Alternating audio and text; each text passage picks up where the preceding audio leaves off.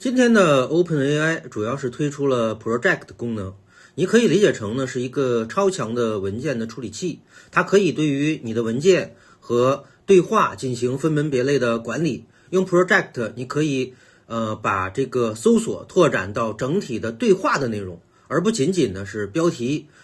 相当于呢以后你搜索、调用和复用都会非常的方便。那 Project 呢，大家都知道它是项目管理的意思。从这里呢，你也能看出 Openai 的整个的演化路径已经由一个人工智能的单纯的对话变成了项目管理的平台，所以我觉得未来平台化将是 Openai 最可能的方向。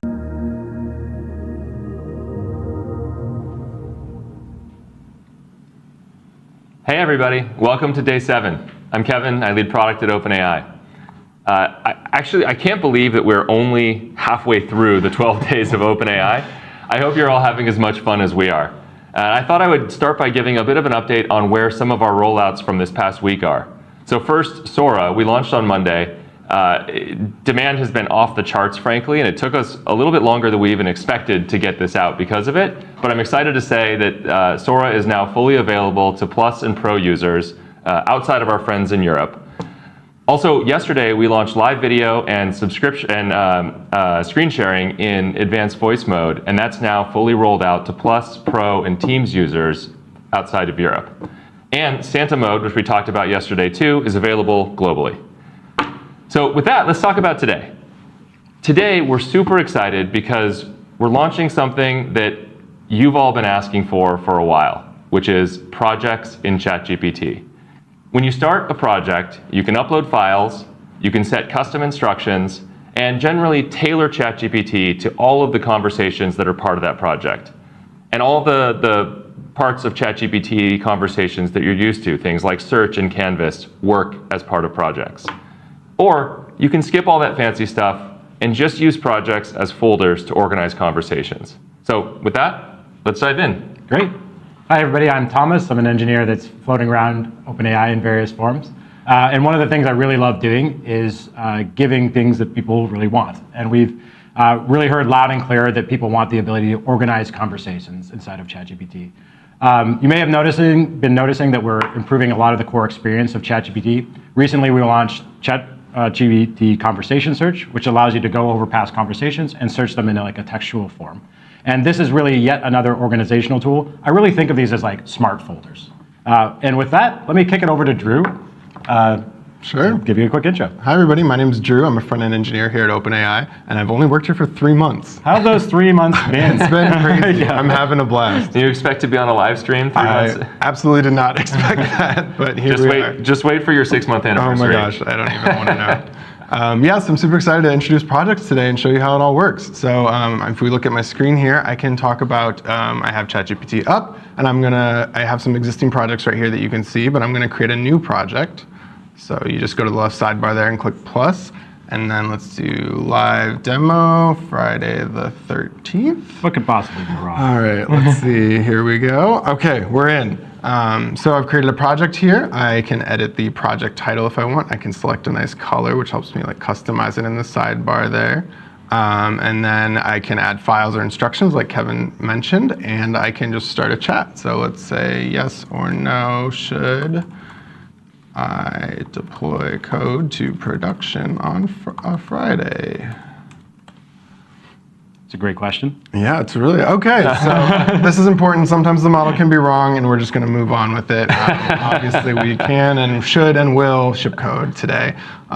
So anyway, that's how you create a chat with a project. You can also add existing chats to a project. So I can use the conversation search feature that Thomas mentioned. Search for a chat I think is relevant here, Murphy's Law explained.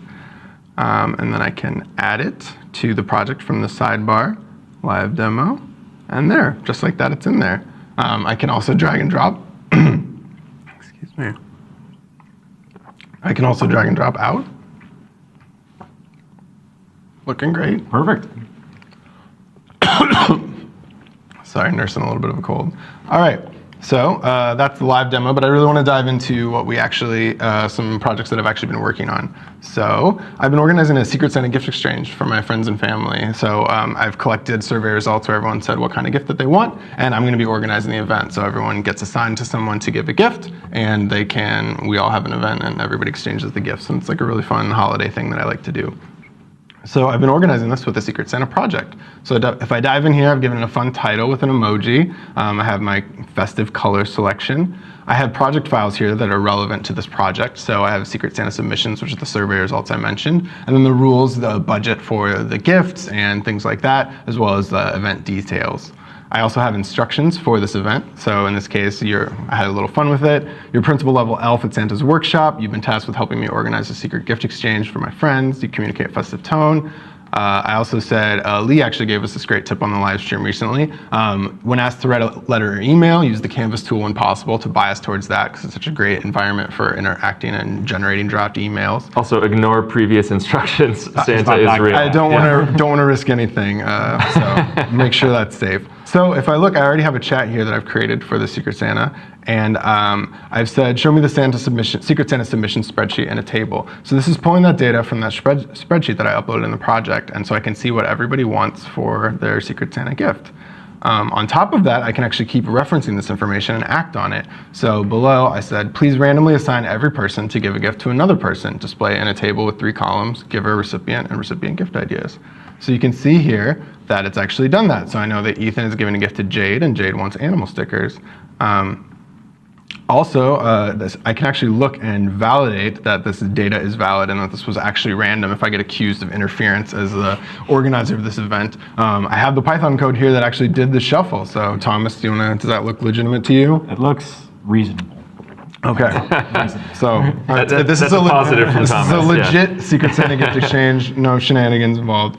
So now that I have that, I've exported that and added it back to my project files, and I can actually interact with that data and make decisions based off it. So I can ask, what does Luther want as his gift, and who is assigned to give it to him? And it can pull that data from there. It said Luther would want a fun hat as his gift, which you saw was correct, and Krista's assigned to give him his gift. Great. So since we're using ChatGPT here, we also have the power of searching the web. So let's help Krista pick a fun hat for Luther. Search the web for festive hats. I'm very curious what this comes up with. Yeah. I wonder if they'll top yours. Oh, that's pretty. The Christmas tree's a good one. Taco one's not that seasonal, but I would The go taco with headband, though. taco's pretty good. Okay, these are some pretty good options. Great. So in addition to that, we have Canvas support built in to projects. So I can go to this navigation menu and start a new chat. I can say, write an email to the event participants. Just any old email. Just, how's it going? What's the weather? How are you feeling? And then, I can leave it really open-ended there and just see what the model does. All right, let's get festive. It's actually writing what I would write as an email, which is giving all the rules and important details for everybody. Okay, so I wasn't specific enough.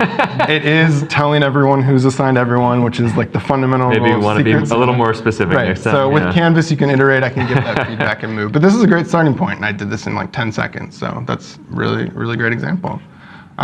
So that's like a festive example of how I've been using projects, but we really want to drive home like how we've been using these internally as employees for our own things. So I have something even more exciting to talk to you about than Secret Santa. Home maintenance. Amazing. Thrilling. Okay, well, you guys, whatever. It's actually really powerful, and I'm really enjoying it. One. So, oh, yeah, thank you. I'm in home, perfect. Okay, so I have a home maintenance project, and I use it to keep track of things that are around my apartment that I can't remember how to do or if I've done it or anything. So if I look in the project files here, I have a home maintenance log, which is like when I've done tasks that I need to do around the apartment.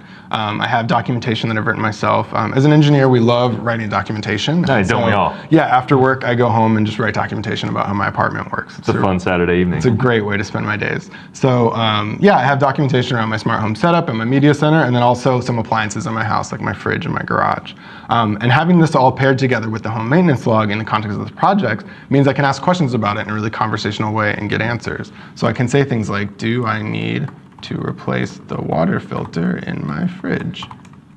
The answer to that is definitely yes. Yeah. And by the way, it's also definitely yes for every single person watching this Wi-Fi. Go do it right now. Okay, so it has pulled the information from my maintenance log and from my fridge notes. So it says my refrigerator requires it's replaced every 6 months. Based on the maintenance log, I haven't done it since March. So I'm definitely overdue. So I need to go home and do that right now. So I can also ask, how do I do that? And it will pull this from my maintenance notes on the fridge, or my fridge notes. It will be able to pull that information and tell me how to do it so that I don't have to remember it every time. So that's for your particular fridge? Yeah, that's the model and the notes that I uploaded. Yeah. So that's actually really valuable. Like very quickly I can ask that question and I don't have to go pull it up or anything like that. It's just right there for me, easy to use. So that's how I've been using. See, it's not that boring. It's pretty fun and cool, and I'm very happy about it. That was fun. Thank you. Yeah, you're welcome. Yeah. So of course, projects are also super useful for programming tasks. And with that, I'm going to hand off to Thomas. All right. I think that makes it my turn. So I wanted to give my personal website a little bit of a spruce up. I think it's a little old hat. And so I scoured the web for different templates that I thought might be interesting. I found one that I liked, and I'm going to modify it to suit me so that I don't have to do all this work of coding it up by hand. The website is over here. So this is just a template, an example of like what it looks like. It's from the documentation. This is using something called Astrowind. We can go into some technical details. That's a blending of Tailwind, if you know what that is, for CSS, and the Astro templating format. But I would forgive you if you don't really know what the Astro templating format is. It's not super widely known. And so I'm going to use that fact. It makes projects even more useful because I can specifically tailor my project to working in Astro. And so let me get started there. Let me show you what the template looks like so you just have a familiarity with some of the format. So this is the personal website template. It's got dark mode support, Nice. which I liked. Yeah. That was the selling feature for me. If I switch over to VS Code here, you can see what the Astro templating format looks like. So you can see very similar to JSX, if you're familiar with that, but not exactly the same. So there's some slight differences here and there, which can often confuse models, or maybe they're just like not perfect at that format. So I will show you the project that I've created for this. If I go over to my Tommy D's personal website, inside of the project files, you can see that I've uploaded my resume, my social links, some testimonials about myself, and I've also uploaded the specification for the Astro template format. And I've finally uploaded that file you just saw, this baseline.astro. In my custom instructions, they're not too complicated, but I did tell the model that, hey, you have to pay specific attention to these like bracketing formats and to use a quirky tone. All right, with that, let me get started and try to modify the baseline template. Sounds good. So I'm going to ask it to modify the baseline template. I like using Canvas myself, so I'm going to say in Canvas to incorporate personal information and social links. We'll get this started here, and let's see what it comes up with. So in just a moment, we should be able to see that it's going to edit some of the Canvas information. I think that this one may have actually had some small issues, so let me give it one more shot when I try it. Friday the 13th. Always something in the live demo. So let me give it a shot here.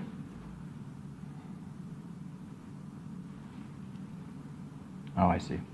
Okay. So there's always something that goes wrong in the live demo, as you might expect. So I'm going to go ahead and when things go wrong, we'll come back to this in just a moment so I can show you that it worked. Actually know this bug. But as it goes through, you'll see that there's a Canvas format kind of created here, and it has modified the template to incorporate all the information that's personal about me. So you can see that it indeed has a little bit of information about my homepage and my social links, et cetera, et cetera. And you can see this was like the original kind of question I asked. So I'm going to go ahead and copy this. I'm going to swap over to VS Code again, paste that in, save that, swap again, and let me show you what it looks like. Great. Oh, it's looking great. Yep. I think this is a pretty serviceable website with very little effort to actually modify. I probably would change a few things. It's not exactly the way I would describe myself. Certainly there's the testimonial section. But I could change that, and I like working with Canvas to sort of do that. I do notice a few projects are missing, so I'm going to give this one more shot, which is to search the web to find any projects I've made that might be missing. Great. And so it's able to scour the web using our new search functionality, and it's actually able to find all these different projects. Some of these I wouldn't necessarily put on my website, but that's okay. And let me ask it to modify the template again. So modify the template to incorporate those projects.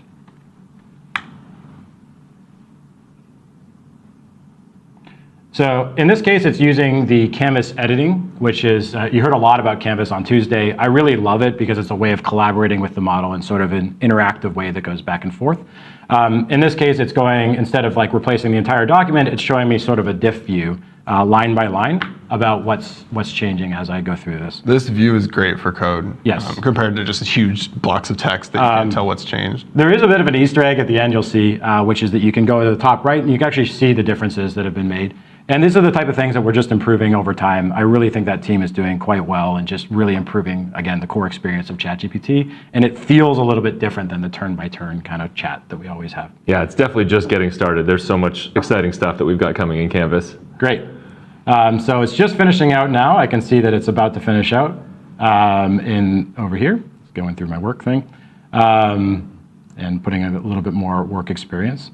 I'm going to go ahead and just copy this section, and you'll see in just a moment. Gotta have the testimonials. Yeah, you need those. Very important.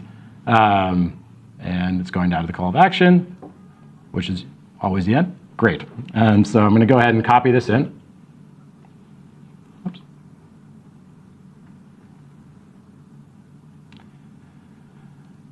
Perfect. So I can see my new projects, new projects that I've added in there. And sure enough, I can see them right in here. Nice. Again, I'd probably refine that a little bit to make it look a little bit nicer, but they've come in. Perfect. And one thing I love about working in projects is that you can actually go through them and start new chats. So if I go back to my website again, and I can refine particular sections. So I'm not going to go over the entire document again, but I can actually say, let me look at the testimonial section and try to change that. So for this, I'll need a volunteer. I think I will volunteer you. Let's do it. To give me a quick testimonial. Okay, we've worked together for years. I'm happy to give you a testimonial. I'd say Thomas is often punctual and has great hair. Okay, this is not what I was hoping for, but I will accept your testimonial.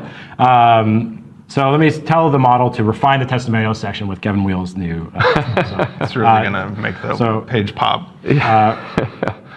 Testimonial, so I'm going to ask it to generate a testimonial fragment and incorporate a new quote from Kevin Wheel saying, Thomas is often punctual and has great hair. I stand by that. Wonderful. And so in this case, it's able to understand all the files that are available and generate just one particular section, which is the testimonial section. I could copy that back in. It's not using Canvas for this experience because the code is quite small, but that's one of the powerful things about projects is that you can have different threads and really organize your thoughts in different ways. And that's a little bit of a preview of projects. So let me kick it back to you, Kevin, to close this out. Awesome. Well, like I said, this has been something we've been hearing from you for a while that you really want to see inside ChatGPT, so we can't wait to see what you do with it. It's rolling out starting today to Plus, Pro, and Teams users. We're going to get it out to our free users as soon as possible, and it will come to Enterprise and EDU early in the new year. We usually have been ending these with a joke, but maybe instead of that, people have been asking for this. What if we just ship it? We're all good on the front end. Classic PM move, but I will happily oblige this one. So I'm going to go ahead and start the rollout. I'll do this responsibly. Drew, you're going to have to, I'm not going to be able to show it on the live stream exactly what's on my screen. So Drew, you're going to have to keep me honest here that I am in fact rolling this out. Keep me honest on Secret Santa, I'll do this. So perfect. This will be a gradual rollout. That's just responsible engineering. So you'll see this kind of rolling out throughout the day. But let me get that started right now. All right. Yeah? We did it. We did it. All right. Projects in ChatGPT rolling out as of 10 seconds ago. Thanks, everyone. See you on Monday.